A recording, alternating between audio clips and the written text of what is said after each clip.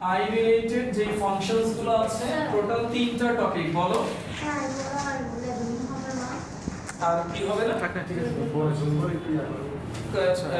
Leveling কি কতটুকু করছিলাম বলো। আচ্ছা তাহলে কি হইছে লেয়ারগুলো লেভেলিং হইছে। আচ্ছা চলো তাহলে একটু শোনো স্যার, তাহলে লেভেলিং কার কাছে আমি ক্লিয়ার করে দিচ্ছি, তোমরা সবাই বোর্ডে তাকাও।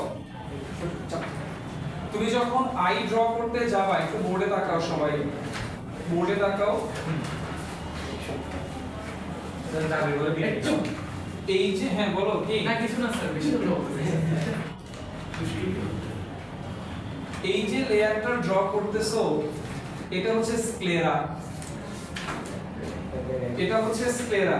একটু দেখো স্যার, ড্র করার দরকার নেই, ড্র তো করছো আগের ক্লাসে। এটাকে লেভেল করবা কি হিসেবে? স্ক্লেরা হিসেবে। স্ক্লেরা, স্ক্লেরার এই জায়গাটা যেটা একটু কনভেক্স হয়ে আছে এই জায়গাটা কি? এটা ট্রান্সপারেন্ট, এই ট্রান্সপারেন্ট লেয়ারটাই হচ্ছে কর্নিয়া। কর্নিয়া তাহলে স্ক্লেরার সামনের দিকে রাউন্ড আর এই যে কনভেক্স সারফেসটা এটা হচ্ছে কর্নিয়া। স্ক্লেরার পরে স্টে করবে ভেতরের যে লেয়ারটা সেটা করে। আচ্ছা একটু একটু আমি জানি স্যার এটা না ইয়ে করলে হবে না, একটু তাকাও বোর্ডে।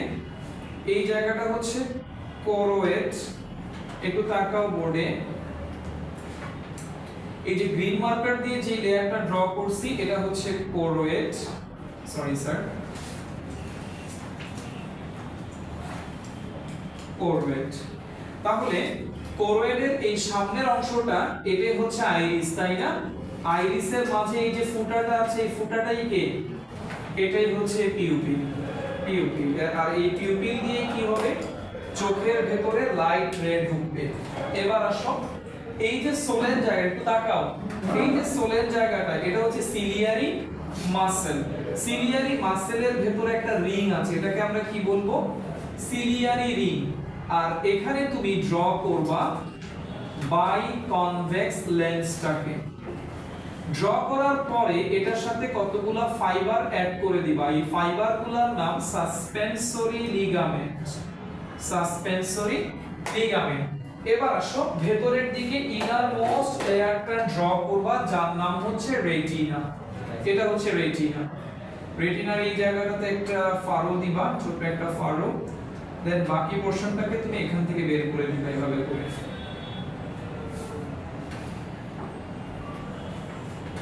ঠিক আছে, এখানে রেটিনাটা বের হয়ে গেছে। ওকে স্যার, এখন দেখো এখানে রেটিনা রিলেটেড কতগুলো টার্মিনোলজি আছে একটু দেখো তো স্যার। শিটে যাও, রেটিনা রিলেটেড ফার্স্ট টার্মিনোলজি কোনটা বলো? আচ্ছা বাইরে এই লেয়ারটার নাম কি সেটা মনে আছে তো? কর্নিয়াকে আউটসাইড থেকে কে ঢেকে রেখেছে? কনজাংটিভা। এবার বলো রেটিনা রিলেটেড টার্মিনোলজি গুলো বলো কি কি আছে? প্রথমটা হচ্ছে প্রথমটা কি ব্লাইন্ড স্পট। এ নাম্বার রেটিনার 1 এতে কি দেয়া আছে? Blind spot. স্যার এই দেখো এই জায়গাটাকে বলে, এই যে জায়গাটা এই জায়গাটাকে বলে ব্লাইন্ড স্পট। রেটিনাতে রড সেল থাকবে আর কে থাকবে? কোন সেল থাকবে? একটু শুনো শুনো, রড সেল থাকবে, কোন সেল থাকবে? রড সেলের নাম্বার হচ্ছে পড়তে গেলে হয়তো পাবা যে 12,50,000 রড সেলের নাম্বার। একটু পরে দেখাবো স্যার। কোন সেল সেই তুলনায় খুবই কম, 1 লাখও নাই, বিলো 1 লাখ পড়তে গেলে পাবা তোমরা একটু পরে। তো এখন দেখো এই জায়গাতে রড সেলও থাকবে না, কোন সেলও থাকবে না, এই জন্য এই জায়গাটাকে আমরা বলি ব্লাইন্ড স্পট। আর এই জায়গাটাকে কি বলে? ম্যাকিউলা লুটেয়া। দেখো লেখা আছে, আছে না স্যার? ম্যাকিউলা লুটেয়া।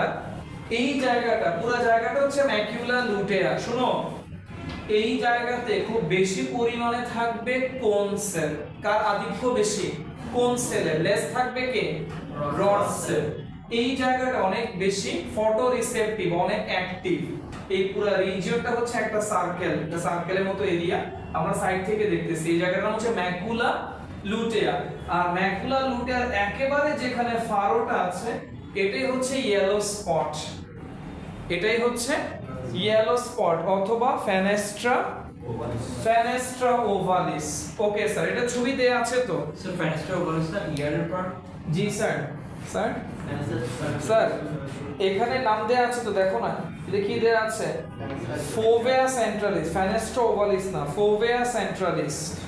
এই যে একটু এখানে আসো, এই যে এই ছবিটা দেখো, যারা পরে দেখবা, এই দেখো পুরা রিজিয়নটা হচ্ছে ম্যাকুলা লুটেয়া, আর এই মাঝখানে যে জায়গাটা দেবে গেছে সেটার নাম কি? ফোভেয়া সেন্ট্রালিস অথবা ইয়েলো স্পট। ঠিক আছে, এখন শুনো, তাহলে দুইটা রিজিয়ন মার্ক করতে পারছো। এটাকে ব্লাইন্ড স্পট কেন বলে? এখানে রড সেলও নাই, কোন সেলও নাই, আর এখানে বেশি থাকবে কে? কোন সেল, লেস থাকবে কে? Rod cell. পুরো জায়গাটার নাম ম্যাকুলা লুটেয়া, আর যেখানে একেবারে ফারো তৈরি করছে এই পার্টিকুলার জায়গাটার নাম হচ্ছে ফোভেয়া সেন্ট্রালিস অথবা ইয়েলো স্পট। ওকে, এখন দেখো আই এর ভেতরে চেম্বার তিনটা। আই এর ভেতরে চেম্বার কয়টা? তিনটা। কেমনে তিনটা চেম্বার? দেখো আমি চেম্বারগুলোকে ব্লু মার্কার দিয়ে মার্ক করি। চলো স্যার একটু দেখো, এটাকে কর্নিয়া, এগুলোকে আইরিস। কর্নিয়া আর আইরিসের মাঝে এই যে জায়গাটা আছে, এই জায়গাটা যেটা ব্লু মার্কারের ভেতরে, এই জায়গাটার নাম হচ্ছে অ্যান্টেরিয়র চেম্বার।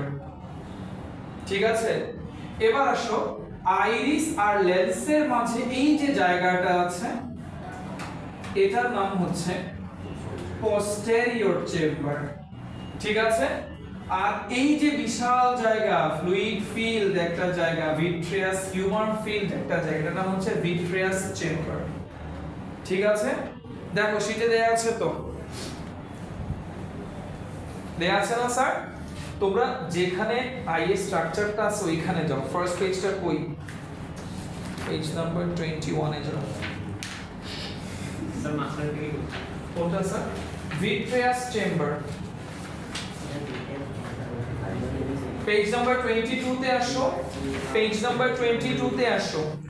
প্রথমে আমাকে বলো লেয়ারের যে তিনটা লেয়ার, আগে তিনটা লেয়ার ভালো করে চিনছো কিনা দেখো। স্ক্লেরাকে চিনছো কিনা, কোরোয়েডকে চিনছো কিনা, রেটিনাকে চিনছো কিনা বলো।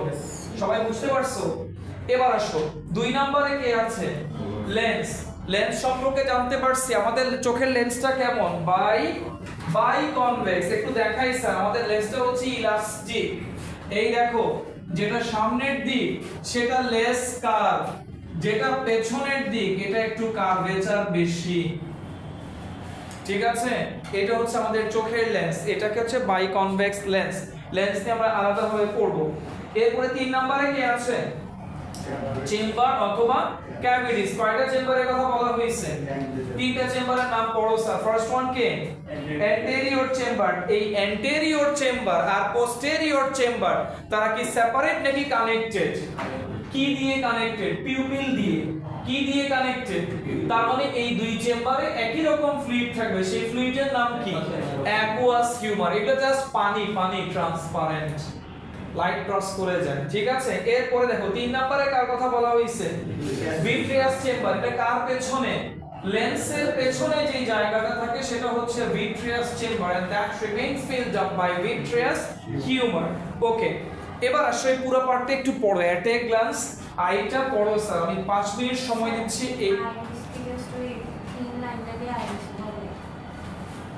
আইরিস তুমি যখন সামনে থেকে দেখবা, এই ভেতরের কালো অংশটাই কিন্তু এখানে প্রজেক্টেড, যেটাকে চোখের মণি বলা হচ্ছে। তুমি চিন্তা করে এটা যখন কেটে ফেলবা, আইরিসটাকে সাইড থেকে এভাবে যদি ঝুলন্ত অবস্থায় দেখবা দুই পাশ থেকে, এই কালো পার্টটাই হচ্ছে আইরিস। হ্যাঁ, টোটাল লেভেলিং করবেন। এই যে এটা, এই অংশটা, এই অংশটা এটা হচ্ছে আইরিস। আর কি বলো? বল আমাকে, বল কোনটা? না স্যার, এই সিলিয়ারি বডি আছে sir. Ciliary body, ciliary muscle একই কথা। এই জায়গাটা, যে জায়গাটা একটু সোলে হয়ে আছে না, এই জায়গাটা, এগুলো থিন না জায়গাটা, এর থেকে এই জায়গাটা একটু মোটা না। এই জায়গাটাতে সিলিয়ারি মাসেল অথবা সিলিয়ারি বডি। এটার ভিতরে একটা রিং থাকে, যে রিং থেকে কে গ্রো করছে? এই সুতাগুলোকে সাসপেন্সরি লিগামেন্ট। আর কি বল? আর কি জানতে চাও বলো?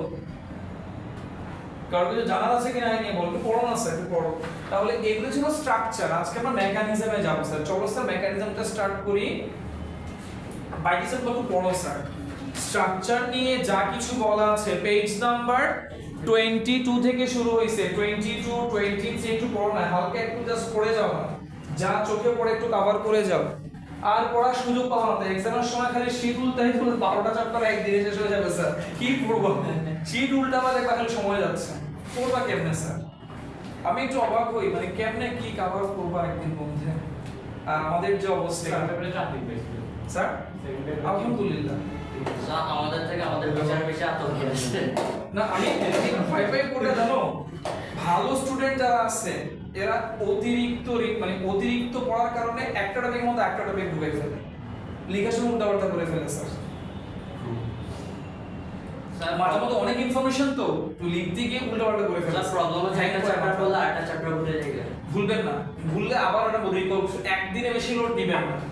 পড়াশোনা করার কিছু নিয়ম আছে স্যার। যেমন আমি কিভাবে পড়তাম একটু বলি, আমারটা যে ফলো করতে হবে এমন না স্যার, বাট শুনতে পারবো আর কি। তো আমি এক্সামের আগের যে ডিউরেশনগুলো একটা সেশনে ডিভাইড করতাম। সাপোজ আমাদের সমস্ত বন্ধ বেশি দিত, লাইক প্রত্যেকটা এক্সামের আগে অ্যাটলিস্ট 2 দিন করে বন্ধ পেতাম, and that was enough to prepare myself. তো আমি এইভাবে করতাম যে যেদিন এক্সাম দিয়ে আসতাম, সাপোজ আজকে একটা এক্সাম দিয়েছি, তারপরে টুমোরো বন্ধ, ডে আফটার টুমোরো বন্ধ, তারপরে এক্সাম।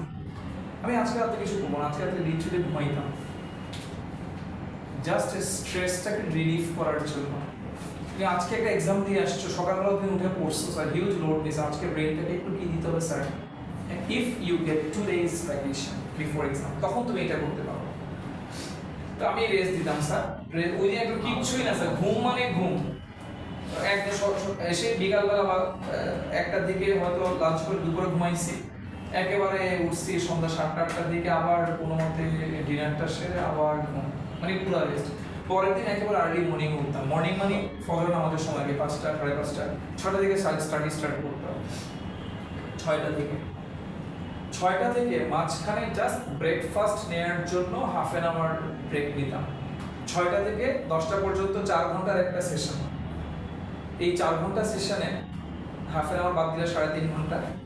এই সেশনে আমি একটা চ্যাপ্টার রিভাইজ করতাম, দেন 10টা পর্যন্ত একটু রিল্যাক্স করতাম, 15 মিনিট একটা হাঁটাহাঁটি করতাম, দেন 10টা 15 থেকে শুরু করে আবার 1টা পর্যন্ত যেই সেশন, লাঞ্চের আগ পর্যন্ত আরেকটা চ্যাপ্টার শেষ করতাম, লাঞ্চ টেক করতাম, লাঞ্চ টেক করার পরে আবার পড়া স্টার্ট করতাম, 2:30 3টা থেকে স্টার্ট করতাম, 6টা পর্যন্ত বা 5টা পর্যন্ত পড়তাম, আরেকটা চ্যাপ্টার শেষ করতাম, দেন 1 আওয়ার একটা ব্রেক নিতাম, ফোন চ্যাটিং করতাম, মুভি দেখতাম, টিভি দেখতাম। তখন ফোন ছিল, স্যার ফোন ছিল তখন আমাদের সময় মানে ফোন বলতে গেম টেম ছিল, এইগুলা খেলতাম। হ্যাঁ ওগুলোই আর কি, আরো কিছু গেম ছিল, ক্রিকেট ছিল, বাটন ফোন, ওগুলো একটু টাইম পাস করতাম। এই অ্যাডভাইসটা আমাদের জন্য না, আমরা ফ্রি টাইম বের রোজ মানে রিলসগুলো স্ক্রল করব। খারাপ না, একটু রিফ্রেশমেন্টের দরকার আছে যদি নিজে কন্ট্রোল করতে পারো। ওটা হবে না। এরপরে রাতের যে সেশনটা ছিল খুবই ইম্পর্টেন্ট। ওই সময় সন্ধ্যা 6টা থেকে শুরু করে একেবারে মানে ডিনার করার জন্য হাফ অ্যান আওয়ার বাদ দিলে রাত্রে 2টা পর্যন্ত পড়তাম, 2টা পর্যন্ত পড়ে তারপরে ঘুম দিতাম, দেন 7টার দিকে উঠতাম, তারপরে আবার এই প্যাটার্নে পড়তাম স্যার। এভাবে করে যা শেষ করা যায়, এক্সামের আগের নাইটে নতুন করে কিছু পড়তাম না। এক্সামের আগের নাইটে এই 2 দিন যতগুলো সেশনে যা পড়ছি আগে ডিভাইড করে দিতাম যে এই সেশনে আমি এই চ্যাপ্টারটা পড়ব, আমি চ্যাপ্টার 8 এ উইক, এটা আমার জন্য ভালো সেশন লাগবে। ভালো সেশন হচ্ছে আফটার মাগরিব প্রেয়ার, ওইভাবে ভাগ করে দিচ্ছি আমি এইখানে এই টাইপের যেটা ভালো পারি। যেমন চ্যাপ্টার 2 সেল ডিভিশন বেশি পড়তে হবে না, এটা একটা ছোট সেশন রাখলেই হয়ে যাচ্ছে। এভাবে করে তুমি চ্যাপ্টারগুলোকে ভাগ করে নিবা, তখন তোমার সেশন ওয়াইজ সব কিছু মাথায় সেট হয়ে যাবে, আর ভুলবা না। তো আমাদের এই সেশনে পড়ছিলাম, এটাই সেটিং ছিল, সব মাথায় চলে আসবে। এভাবে করে আমি নিজেকে স্যার সবগুলো চ্যাপ্টার তো পড়া দরকার না, পারতাম না, সবগুলো হয়তো পড়তে পারতাম না। ঠিক আছে স্যার, তাহলে ওভাবে করে প্রিপারেশন নিয়ে তুমি দেখতে পারো। এক্সামের আগের রাতে বেশি পড়তে, এক্সামের আগের রাতে অবশ্যই ভালো শুধু ইম্পর্টেন্টগুলো পড়তে হতো। হ্যাঁ পড়ো, সমস্যা নাই। এক্সামের আগের রাতে যা পড়ছে সেগুলোকে আবার একটু রিভাইজ করতাম, জাস্ট এই পর্যন্ত। এক্সামের আগে রাতে বসে আল্লাহ এটা শেষ হয় না, ওই যে বই নিয়ে গিয়ে ওয়াশরুমে গেছি, বসে পড়তেছি না, আসলে এগুলো স্যার অদ্ভুত একটা সিচুয়েশন, অনেক সময় বলে স্যার এমন স্ট্রেসে পড়ি স্যার ওয়াশরুমে বসেছি কোমরে আর এক হাতে বই নিয়ে বসে পড়তেছি এইটা করা দরকার কি না করতেছে তো স্টুডেন্ট পড়তেছে শেয়ার করতেছে বিষয়গুলো এইটা করা দরকার এত লোড নেওয়া দরকার তুমি আগে পড়তেছো না এখন টাইম কি কাজে লাগাও না কেন স্যার স্যার আমি ওরকম দেখছি যে মোটরসাইকেল মানে যাচ্ছে ওখানেও করতেছে তো তখন পড়া বাড়ি যাচ্ছে কেন এই পড়া তো কোনো কাজে লাগবে না তুমি আগে থেকে কেন নিজেকে প্রিপেয়ার করো না এক্সামের আগে অনেকগুলো স্টুডেন্ট আমাকে স্যার একটু যদি এই চ্যাপ্টারে সাজেশন করতেন স্যার আমি অমুক আমি তমুক আমি বলতাম যে বইয়ের হোয়াইট পার্টটা বাদ দিয়ে যেগুলো ব্ল্যাক রাইটিং আছে সবগুলোই থ্যাংক ইউ স্যার একটা তারপর একটা ইমোজি দেখবা মুখ শুকনা হওয়া ইমোজি কিছু করার নাই স্যার কোনো বায়োলজি স্যার কোনো সাজেশন নাই সবগুলো টপিক একটু একটু করে টাচ করবা যাতে এক্সামে তোমার এই সাহসটা থাকে এই টপিক নিয়ে যদি কিছু আসে অ্যাট লিস্ট আমি লিখে আসতে পারো স্যার ওই একটু একটু করে মার্কস দেবে না বোর্ড এখানে এখানে একটু একটু করে মার্কস দিয়ে স্যার পাস করতে পারলে এখন মনে করি অনেক বড় একটা ফাইট যা দেখতেছি তোমাদের যে অবস্থা দেখতেছি বোর্ড এক্সামে গেলে আশা করি স্যার এগুলো অনেক ইনক্রিজ করবে তো এখন তোমাদের জন্য আমি যেটা মনে করি একজন স্টুডেন্ট লাইফে সবচেয়ে ইম্পর্টেন্ট পার্ট হচ্ছে টেস্টে পাস করা 13টা সাবজেক্ট তুমি যখন পরীক্ষা দিবা স্যার অন্যভাবে নিও না ট্রমাটাইজড হয়ে যাবে লাস্টের দিকের এক্সামগুলো আমার পড়তে ইচ্ছে করবে না মনে হবে আল্লাহ যা বেসিক আছে তা দিয়ে দিব যা হওয়ার হবে এই জন্য সেকেন্ড পার্টের এক্সামটা ভালো করে দিয়ে মার্কস তুলে রাখবে কারণ সেকেন্ড পার্ট ফার্স্ট পার্ট দুইটা মিলে পাস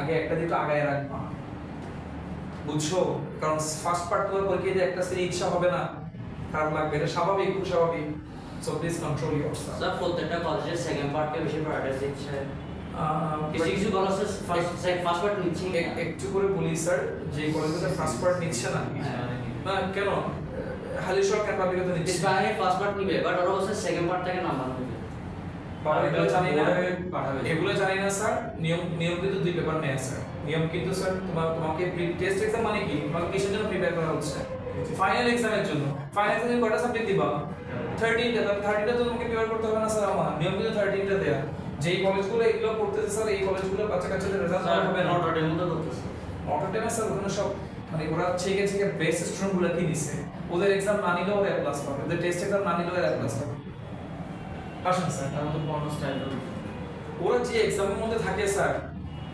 এটা উচিত না স্যার এত বাচ্চা কাচ্চা গুলো আমার আমার আমার এনডিসি স্টুডেন্ট অনলাইনে ক্লাস করতেছে যে সে ক্লাস করতে পারতেছে না এক্সামের প্রেসারে এই আজকে পড়া কাজ দিয়ে গেছে আপনি তিনটা চারটা রিপ্লাই প্রত্যেকদিন নিউজ এসে তো আই ফাংশন রিলেটেড তিনটা পয়েন্ট আছে এক নাম্বার হচ্ছে মেকানিজম অফ ভিশন দুই নাম্বার পয়েন্ট হচ্ছে অ্যাকোমোডেশন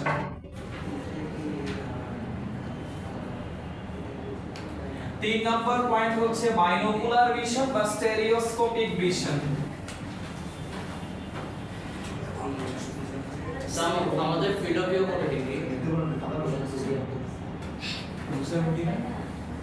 কত 270 না আরো কম হবে আরো কম হবে 270 আমাদের আইগুলো এখানে থাকতে উপরে থাকতো বাইরে থাকতো আসুন স্যার স্টাডিতে যাচ্ছি প্রথমে আসেন মেকানিজম অফ ভিশন তাহলে আই রিলেটেড ফাংশন আই এর ফাংশন রিলেটেড টপিক কয়টা তিনটা ফার্স্ট ওয়ান কি sir mechanism of vision sir এই জিনিসটাকে তোমাদেরকে বুঝাইছিলাম এই জিনিসটা এটা একটু বুঝাই স্যার আসো স্যার এটা ইম্পর্টেন্ট টপিক এটা একটু বুঝাই বোর্ডে তাকাও এটা বুঝে তারপর এখানে যাব আমাদের চোখের মনি যেটাকে আমরা বলি ব্ল্যাক যে পার্টটা আছে হোয়াইট পার্টটা তো স্ক্লেরা ভেতরের যে ব্ল্যাক পার্টটা সার্কেলটা আমরা দেখতে পাচ্ছি বড় যেটা এটা হচ্ছে আইরিস আর আইরিসের মাঝে একটা ফুটা আছে এই ফুটাটা হচ্ছে পিউপিল ডিয়ার স্টুডেন্টস এই ফুটাটা লাইটের ইন্টেন্সিটি অনুযায়ী ছোট বড় হইতে পারে সাপোজ তুমি ইনস্ট্যান্ট হঠাৎ করে কারো চোখে একটা torch Dharla torch light Dharla সাথে সাথে পিউপিলটা ছোট হয়ে যাবে কারণ আমরা জানি লাইট রে পাস করে কি দিয়ে পিউপিল দিয়ে তো আই কখনোই চাইবে না সাডেন হিউজ একটা লাইট রে চোখের ভেতরে এন্টার করবে এই জন্য পিউপিল ছোট হয়ে হিউজ লাইটের এন্ট্রান্সটাকে প্রিভেন্ট করে আবার হঠাৎ করে এরকম একটা ব্রাইট এনভায়রনমেন্ট এখন আমরা যে এনভায়রনমেন্টে আছি এই এনভায়রনমেন্ট থেকে তুমি যখন একটা ডার্ক রুমে যাবা বা একটা শেড এনভায়রনমেন্টে যাবা তখন পিপিলটা অনেক বড় হয়ে যাবে এবং অনেক বেশি ডার্ক এনভায়রনমেন্ট থেকে অনেক বেশি যা লাইট আছে তা তোমার চোখে ঢুকবে এবং তোমাকে পুরো সারাউন্ডিং সম্পর্কে একটা কি দিবে, আইডিয়া দিবে। তাহলে এখন আমরা জানবো কেন কিভাবে এই পিউপিলটা ছোট এবং বড় হয়।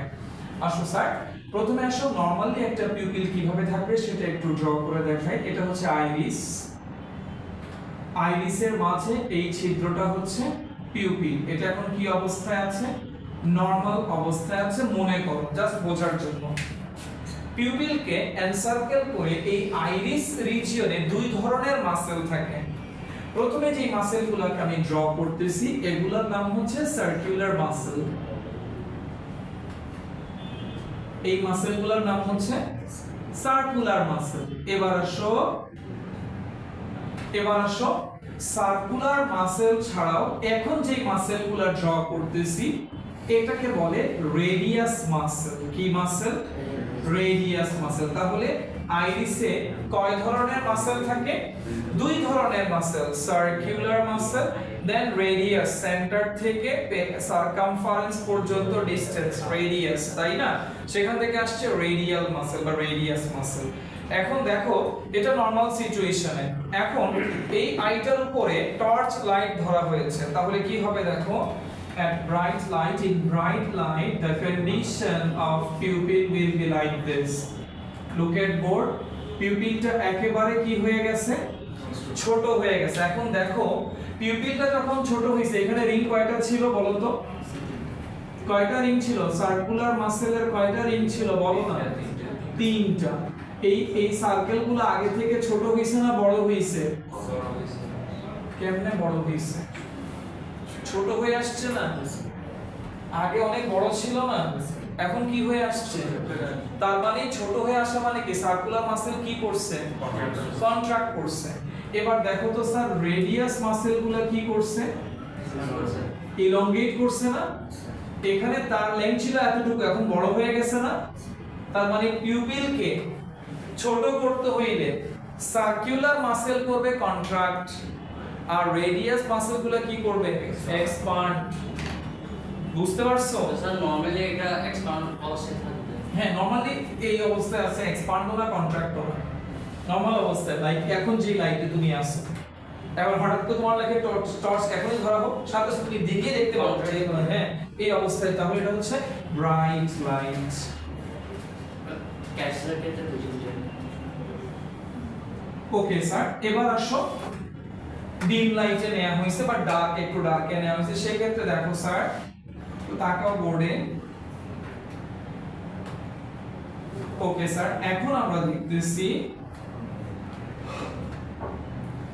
পিউপিলটা অনেক কি হয়ে গেছে, বড় হয়ে গেছে। সার্কেলগুলো দেখো তো স্যার, সার্কেলগুলোর তাহলে এখন যেগুলো সার্কুলার মাসেল ছিল তাদের সারকামফারেন্স কমে যাবে না বেড়ে যাবে? বেড়ে যাবে, মানে আগেরটার ভাইস ভার্সা আর কি। এই দেখো এখন এগুলো অনেক বড় বড় হয়ে গেছে। আর দেখো তো রেডিয়াস মাসেলগুলো কি হইছে, ছোট হয়ে গেছে না স্যার? বুঝতে পারছো? এটা ফার্দার শিখতে হবে না মনে থাকবে? ইনশাআল্লাহ মনে থাকবে, এই মেকানিজমটা মনে থাকে স্যার। এটা এক্সামের আগে এইজন্য বললাম, সব জিনিস তুমি এক্সামের আগে টাচ করতে পারবা না। যে ফার্স্ট ইয়ার থেকে বুঝাইতে পারি না, ফার্স্ট ইয়ারে করে কি স্যার, ওরা বলে স্যার এই ডেফিনেশন শিটে আছে স্যার, যে কোনো সে মেমোরাইজ করা যাবে। আরে বাবা, মেমোরাইজ করার টাইম তুমি পাবা কিনা দেখো, এত স্টাডি তুমি টাইম পাবা কিনা দেখো। মানে স্যার মেমোরাইজ করা যাবে না, ক্লাসে শিখে ফুল সিলেবাস দিয়ে আগাচ্ছে। আগাইলো স্যার, এগুলো তার ছিড়া, তার ছিড়া, এগুলো বলে লাভ নাই স্যার। ওদেরকে ক্লাসে বলে যে তুমি এই ডেফিনিশনটা এখন মুখে মুখে শিখে ফেলো না স্যার, পরে স্যার আজকে বলা কি স্যার, ঠিক আছে? এই ভালো লাগার মাসুল, ভালো না লাগার মাসুল তোকে দিতে হবে স্যার। ফিল্ড এক্সামটা আসুক, এরপরে স্যার বুঝাই এক্সাম দিলে কেন হচ্ছে আরডিআরডি দিচ্ছে না যারা আপনি মাইন্ডকার চিপা পড়ে গেছে আগে সবকিছু মিলে। লাইক হাফ ইয়ারলি এক্সাম বলা হচ্ছে জানুয়ারিতে দিবে, আমার যারা কিছু না করেছি এটাই তো বলতেছি। আমাদের তো আরডি হয়ে গেছে। আমি বুঝলাম না স্যার এবার কি পলিসি যাচ্ছে গভর্নমেন্ট। স্যার ইসপাইতে নভেম্বরে নিয়ে দিয়েছিল আরডিআরডি। তো এখন দেখো এই যে এরা কোনো ইভেন ওদের ইটিসি টিএমডি কোনো কিছু হচ্ছে না, 20 মার্চের সেটাতে মেইন এক্সাম, ওটা তো কিছু হচ্ছে না আমাদের। ওরা বললো স্যার এটি কবে হবে, এটি কবে হবে। আমি বললাম স্যার তোমাদের ক্লাস টিচার কোঅর্ডিনেটর যারা তাদেরকে আক্স করে তা আমরা ইনভলভ না, ওনারা ডিসাইড করবে, বিবির সাথে কথা বলে কবে এক্সাম নিতে পারবে। তো এখন এই এক্সামগুলো ঠেলে ঠুলে জানুয়ারি তো না হয়, ফেব্রুয়ারি স্যার ইলেকশন, ইলেকশনের ঝামেলায় স্যার সব দিকে চলে মারামারি, কেউ কাউকে মানবে না। আমার ভাই, তোমার ভাই, বল্টু ভাই, বল্টু ভাই, সবাই রাস্তায়, তাই না স্যার? স্যার একদম শান্তিপূর্ণভাবে হবে, হ্যাঁ, কেউ কাউকে মানবে না, তুই আমার মাথা ফাটাইছিস, আমিও তোর মাথা ফাটাবো। 16 তারিখ পর্যন্ত আমাদের পরীক্ষা, 16 তারিখের মধ্যে ঝামেলা হবে না। তোদের পুরো 16 তারিখে মানিস না, ফেব্রুয়ারি 16 তারিখ কেমন হবে? ইলেকশন 10 তারিখ, ফেব্রুয়ারি 16 তারিখ পর্যন্ত না আমাদের তোদের পরীক্ষা। আচ্ছা, আমাদের 10 তারিখ পর্যন্ত ইলেকশন, আগে মনে হয় শেষ হয়ে গেছে। দেখা যাক না স্যার কি হয়, এক্সাম আদৌ নিতে পারা যাবে স্যার দেখবেন তারপর পরীক্ষা এর পরে তো sir Ramadan, holy month of Ramadan আসতেছে, কেমনে কি হবে আল্লাহ জানে স্যার। ইলেকশনটা নিয়ে বেশি টেনশন আছে স্যার, এটা কোন প্যাটার্নে যাবে কি হবে তারিখ পাবে।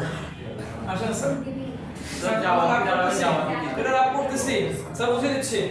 ওকে স্যার, এবার মেকানিজমে আসো স্যার, মেকানিজমের প্রথমটা আসো। ভিশন দেখো স্যার, মেকানিজম অফ ভিশনটা কি দেখো, বোর্ডে তাকাও। আমাদের চোখের লেন্সটা হচ্ছে বাইকনভেক্স লেন্স। তাহলে আমরা ফিজিক্স থেকে শিখে আসছি, যখন এই লেন্সের উপরে লাইট রে পড়বে, আমরা এখানে কোন একটা অবজেক্টকে কনসিডার করি, এটা একটা ক্যান্ডেল, ক্যান্ডেলের ফ্লেম এ বি। তাহলে এই দিকটা হচ্ছে স্যার রেটিনা। আমরা জানি ইমেজ কোথায় ফর্ম হয়, রেটিনাতে। ইমেজ কোথায় ফর্ম হয়, রেটিনাতে। তাহলে দেখো আমরা জানি যে একটা বাইকনকেভ লেন্স লাইট রেটাকে কি করে দেয়, ডাইভার্জ করে দেয়, আর একটা বাইকনভেক্স লেন্স লাইট রেকে কি করে, কনভার্জ করে। তাহলে কনভার্জ করে দেখো কোথায় নিয়ে ফেলছে, রেটিনাতে নিয়ে ফেলছে।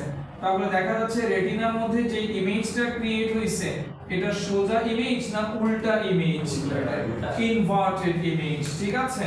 তো বলা হয়েছে এই আমি তোমার রেটিনায় এখন উল্টা ভাবে আছে, তোমরা আমার রেটিনায় উল্টা ভাবে আছো, বাট এইটাকে এই উল্টা এন্ড ইনভার্টেড ইমেজ যখন অপটিক নার্ভ রিসিভ করে, সে এইটাকে ব্রেইনে নিয়ে যায়, দেন ব্রেইন এটাকে একটা কমপ্লেক্স মেকানিজমের মাধ্যমে কি করে, স্ট্রেইট করে। বুঝাইতে পারছি? তো আগের বইগুলোতে লাইক 2017 এর আগের যে বইগুলো আছে সেখানে লেখা ছিল যে ব্রেইন একটা আননোন ওয়েতে এটাকে কি করে, স্ট্রেইট করে, এভাবে বলা ছিল।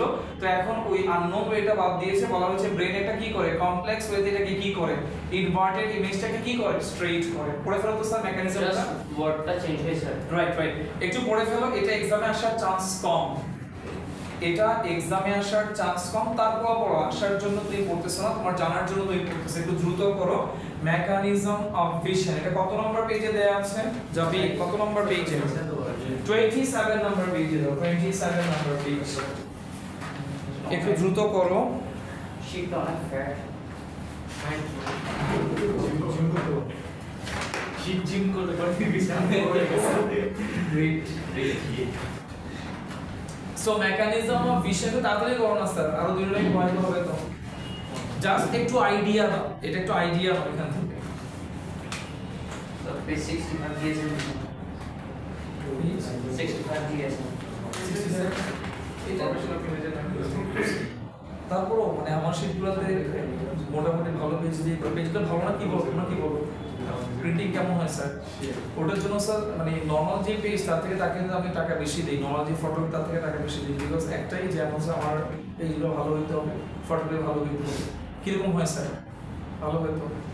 আচ্ছা, তারপর স্যারের মতো বই প্যাটার্নে করে এমনিতে শীতে পড়ে যাওয়ার বইয়ের প্যাটার্নে করতে গেলে স্যার আমার তো যে অবস্থা, বই এক সেট যাবে, আবার ফোনে বলতে হবে কালকে আরেক বান্ডিল নিয়ে এসে, এভাবে চলবে। ফার্স্ট ইয়ার গুলো তোমাদের টেকনিক শিখে বলছে, একজনে টেকনিক বলি স্যার, একজনে ইয়েস্টারডেতে অ্যাবসেন্ট ছিল, ও ওর ফ্রেন্ডকে বলে দিছে যে আমার জন্য শীটটা তুই নিয়ে রাখিস। তো ওই ফ্রেন্ড শীটটা নিছে, নেয়ার পরে ও আবার আজকে আসে না, আর আজকে ও যখন আসছে যে বলে রাখছিল ফ্রেন্ডকে, ও তো অলরেডি নিয়ে গেছে, ও আবার আরেকটা আজকে নিছে। বলে স্যার ওকে তো বলে রাখছিলাম, ও নিয়েছে নাকি নেয় নাই। আমি বললাম ও তো নিচে কনফার্ম, আমার মনে আছে তোর নাম দিয়ে তো নিচে। বলে না স্যার, তারপর আমি এটা নিয়ে যাই, যদি স্যার দুইটা হয় একটাকে পরে রিটার্ন দিয়ে দিই। এটা তো আর কই রিটার্ন দিবে, এটাকে আর আসবে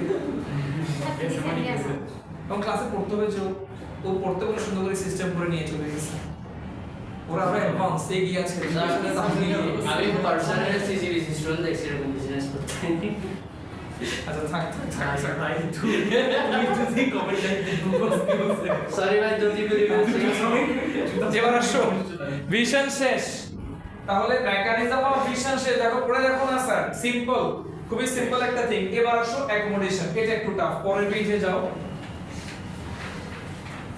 পেজে যাও অ্যাকোমোডেশন প্রসেসটা আমি বুঝাই দিচ্ছি একটু মনোযোগ দিয়ে শুনো স্যার অ্যাকোমোডেশন কথাটার মানে হচ্ছে অ্যাডাপ্টেশন অ্যাডজাস্ট করিয়ে নেওয়া তো আমাদের চোখ অ্যাকচুয়ালি একটা ক্যামেরা স্যার ক্যামেরা লেন্স আর কিছুই না আমরা যখন ডিএসএলআর ক্যামেরা দিয়ে অথবা ফোনের যে ক্যামেরাটা আছে সেটা দিয়ে যখন ওয়াইড অ্যাঙ্গেল একটা ছবি তুল সাপোজ একটা হিলের ছবি তুলতেছো তো এই অবস্থায় তুমি খুব দূরে লেন্সটাকে ফোকাস করছো না স্যার দূরের ইমেজটাকে সে ক্যাপচার করতেছে সাডেন তুমি কি করলা ইনস্ট্যান্ট কি করলা এই ক্যামেরাটাকে দূর থেকে ধরে এনে যে কাছের একটা ছোট অবজেক্টকে ম্যাক্রো করতেছো ম্যাক্রো মানে ফোকাস ছোট একটা ফ্লাওয়ারকে বড় করে দেখতে যাচ্ছ ক্লিয়ার করে দেখতে যাচ্ছ দেখবে লেন্স ব্লার হয়ে গেছে একটু সময় নেয় ক্যামেরা তারপরে আস্তে আস্তে কি করে স্যার ইমেজটাকে ক্লিয়ার করে এই যে সময় নিয়ে সে নিজেকে ক্লিয়ার করলো এটাই হচ্ছে অ্যাকোমোডেশন আমাদের আই এর ক্ষেত্রেও এই ব্যাপারটা ঘটে বাট আই এর ক্ষেত্রে ব্যাপারটা এত র্যাপিড ঘটে এটা এই রকম র্যাপিড কোনো ক্যামেরা তৈরি করা সম্ভব না এটা অলরেডি আমাদেরকে একটা এক্সট্রাঅর্ডিনারি ফিচার দিয়েছে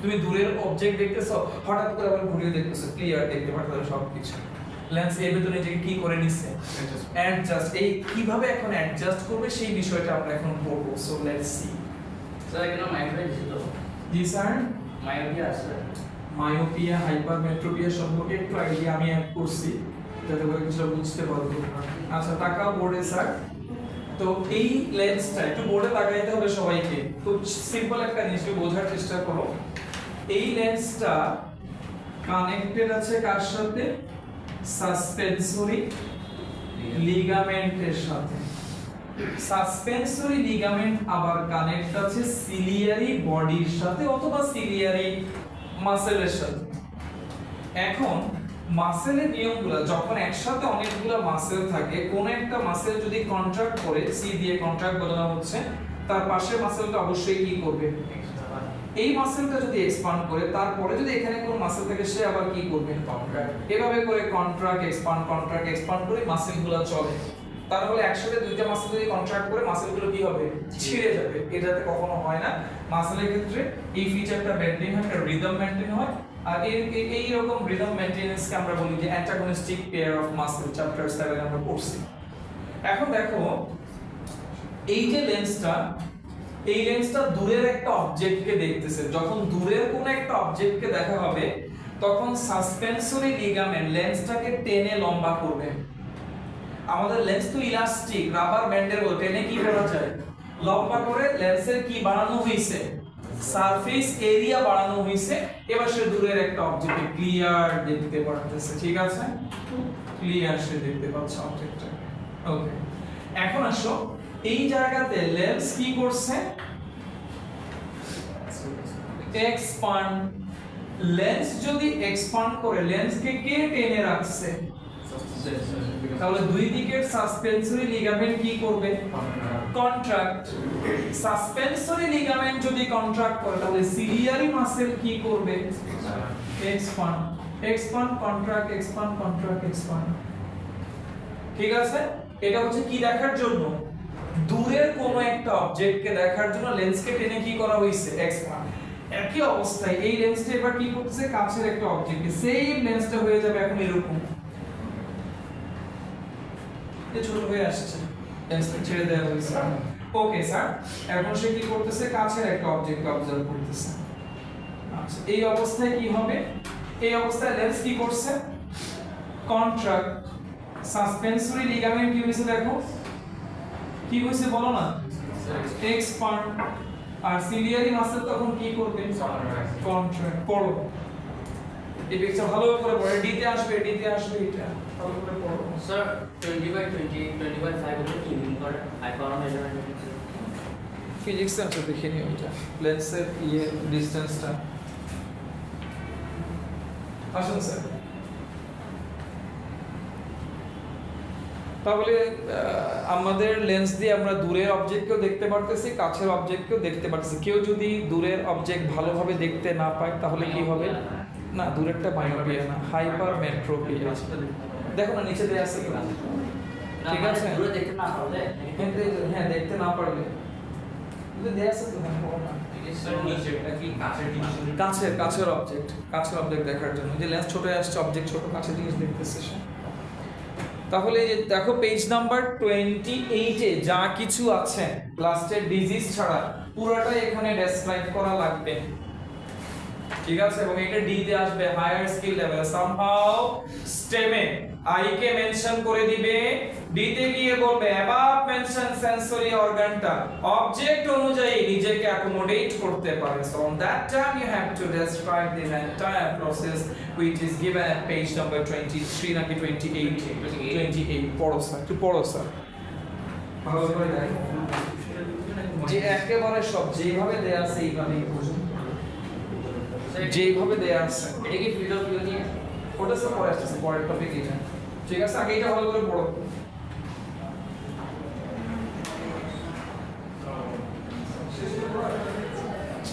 সিসি মশলা আরো আমি ওই দিন হচ্ছে চট্টগ্রাম থেকে আসছিলাম, একটা মেয়ে হচ্ছে পুরাটা বাসা খুব অন্ধকারে কি কথা বলছে তোমাদের ইনস্টিটিউশন মানে জন্য ডান, পড়া হইছে? তাহলে অ্যাকোমোডেশনের ক্ষেত্রে এটাকে ডেসক্রাইব করতে হবে। তাহলে নেক্সট পয়েন্টে যাই। পড়া হইছে কিনা বলো না, পড়তেছো না, গল্প করতেছো। জাস্ট একটু আইডিয়া নাও না, যাতে করে নিজের মতো করে ডেসক্রাইব করতে পারো। স্যার আলাদা করে মেনশন করতে হবে। দূরের অবজেক্টের জন্য কি, কাছের অবজেক্টের জন্য কি আলাদা করে মেনশন করতে হবে। ডান, ওকে। তাহলে নেক্সট পয়েন্টে যাচ্ছি। Turn over the page. Next টপিকটা সিডি তে আসবে না, তবে বি তে আসবে মোটামুটি নিশ্চিত থাকো। Dear students, binocular vision means দুইটা আই, বাই মানে টু, দুইটা আই কে মার্চ করে একটা ইমেজ ফরমেশনের যে মেকানিজম। তো চলো এক্সপ্লেনেশনে যাই।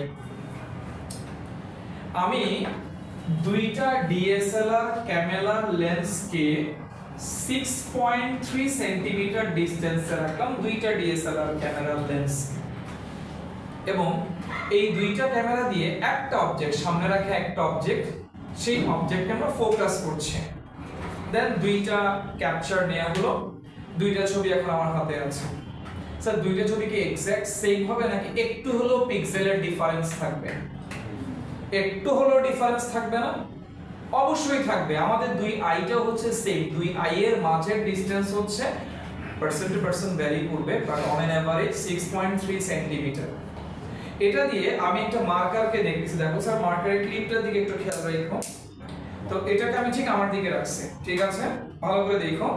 এবার আমি রাইট আইটাকে বন্ধ করলাম, লেফট আই দিয়ে যখন দেখতে পাচ্ছি তখন এই মার্কারটার এই পাশটা ভালো দেখতে পাচ্ছি, এই সাইডটা, এই দিকটা কম দেখতে পাচ্ছি যেহেতু এই আইটা বন্ধ, এই দিকটা এখন দেখা যাচ্ছে না, আমি এই পাশটা ভালো দেখতে পাচ্ছি, এই সাইডটা, ঠিক আছে? আবার যখন তুমি নিজে ট্রাই করে দেখতে পারো কোন একটা অবজেক্টকে তোমার সামনে নিয়ে দুইটা ডিফারেন্ট ইমেজ ক্রিয়েট করবে। এবার তুমি লেফট আইটা বন্ধ করো, এবার এই দিকটা আমরা দেখতে পাচ্ছি যে সিগমা ফ্লো লেখাটা আমি এই পাশটাকে দেখতে পাচ্ছিলাম না স্যার ভেতর, বাট যখন এটা বন্ধ এই দিকটা কিছু সিগমা ফ্লো লেখাটা দেখা যাচ্ছে। বুঝতে পারছো? তার মানে কয়টা ইমেজ? একটু করে হলো দুইটা ডিফারেন্ট ইমেজ ক্রিয়েট হচ্ছে। এই দুইটা ডিফারেন্ট ইমেজকে কি করা হচ্ছে? একত্রিত করে একটা ইন্ডিভিজুয়াল ইমেজ ফর্ম করা হচ্ছে। এই ফিচারটাকেই বলে স্টেরিওস্কোপিক ভিশন বা বাইনোকুলার ভিশন। স্যার দেখো এই জায়গাতে তিনটা ছবি দেয়া হয়েছে। প্রথমটাতে একটা কাপের এই যে কাপের যে ডাকটিটা আছে, কড়া যেটা আছে আর কি, এইটাকে সে এক মাঝখানে রেখে দেখা হচ্ছে দুই রকম দুইটা ইমেজ ক্রিয়েট করতেছে। তারপর একটা হোম বা হাউসকে দেখা হচ্ছে, দেখো এটা। বাট আমি মনে করি সবচেয়ে বেটার ডায়াগ্রাম হচ্ছে দিস ওয়ান। এটাতে একদম পারফেক্টলি ডেসক্রাইব করা হয়েছে যে আমি যদি বলি যে লেফট ভিজুয়াল ফিল্ড, এটা এখানে কালার দিয়ে বোঝানো হয়েছে, তোমরা নিজেরা বুঝতে পারবা। রাইট ভিজুয়াল, তার মানে দুইটার একটু করে হলো দুইটা কি স্যার? ডিফারেন্ট ইমেজ নো, এই দুইটা ডিফারেন্ট ইমেজকে মার্জ করে কি বানানো হচ্ছে, একটা ইমেজ বানানো হচ্ছে। এই ফিচারটাকে বলা হয় বাইনোকুলার ভিশন বা স্টেরিওস্কোপিক ভিশন। আর এটার অপোজিট টার্মটা কি স্যার? মনোকিউলার ভিশন। দেয়া আছে মনোকিউলার মানে মনো মানে এক আই দিয়ে একটা ইমেজ। যেমন গরু, ছাগল, বার্ড যারা আছে, ফিশ যারা আছে, বার্ডের দুই দিকে দুইটা আই, সে এই আই দিয়ে এই পুরো সারফেসটা কভার করে, এই আই দিয়ে এদিকে মানে আলাদা আলাদা ইমেজ ক্রিয়েট করতে পারে। ওদের ব্রেইনের প্রপার্টি হচ্ছে এরকম, ওরা আলাদা ইমেজ ক্রিয়েট করতে পারে। এই যে বলা হয়েছে লাস্টে দেয়া হয়েছে, এটা তো দেয়ার কথা না, আমি জাস্ট ইন্টেনশনালি আমি এটা অ্যাড করছি so that you can understand. পরে দেখো পুরো ফিচারগুলো পরে দেখো। তাহলে আই রিলেটেড এই হতে একটু পড়ো না স্যার, একটু পড়, ওই যে শর্ট একটু পড় পুরোটা, পরে তারপরে কথা বল। এটা এমন ভাবে শিখবা যাতে করে তুমি 2 মার্কসের একটা কোয়েশ্চেন কভার করতে পারো। যে কোনো একটা ডায়াগ্রাম যেটা তুমি চাও ড্র করতে, ড্র করে দিবা। তবে 2 মার্কসের কোয়েশ্চেন তো স্যার ডায়াগ্রাম ড্র করা লাগবে না। স্যার এখানে মনোকুলার ভিশন কি ওই যে 270 যেটা বলছো ওটা কি উঠে তার দিকে দর ফিজিক্যাল আচ্ছা তাহলে প্রেডিটরের ক্ষেত্রে ওদের লিগ্যাল অ্যাপ্লিকেশন হবে। কাদের ক্ষেত্রে প্রেডিটর মানে বার্ড না কার কথা বলছো? হ্যাঁ ওরা হ্যাঁ আপনি পারতেছে তো আলাদা ইমেজ ক্রিয়েট করতে পারতেছে। ওদের বাইনোকুলার ভিশন হবে নাকি মনোকুলার ভিশন? মনোকিউলার ভিশন। ওদের বাইনোকুলার হবে না, কিন্তু ওদের চোখ তো স্যার আমাদের মতনই। হ্যাঁ, ওদের তো সাইড আছে সামনের দিকে হলে স্যার দুইটা এক সাইডে থাকলে স্যার এই বাইনোকুল আমাদের মতো, বাট দুইটা দুই সাইডে মানে দুইটা আইবলের ডিসটেন্স হচ্ছে 180 ডিগ্রি অ্যাঙ্গেলে, তখন মনোকিউলার ভিশন। বার্ডের ক্ষেত্রে যেমন ইগল ওদের আইবল তো আমাদের আইবলের সমান। যাই থাকুক ওদেরটা মনোকিউলার, কিন্তু পেঁচার ক্ষেত্রে আউলের ক্ষেত্রে দুইটা সামনের দিকে, তাই না স্যার? ওদের ক্ষেত্রে আবার মনোকিউলার মানে দুইটা আই যদি আমাদের মতো পাশাপাশি থাকে তাহলে একই ইমেজ ক্রিয়েট করবে। ঠিক আছে, কিন্তু ওরা ইনফ্রারেড দেখতে পারে। তাহলে এই টপিকটা কভার হয়েছে। এবার পরের পেজে যাও, পরের পেজে কি দেখো? ওদের এই অনেক বেশি। এআই এআই নিয়ে আমরা নেক্সট ক্লাসে স্টার্ট করবো আর কি। দুইটা ক্লাসে এআই রিলেটেড স্টাডি হয়ে যাবে। ঠিক আছে স্যার, আজকে এই পর্যন্ত রাখলাম। আল্লাহ হাফেজ, আসসালামু আলাইকুম।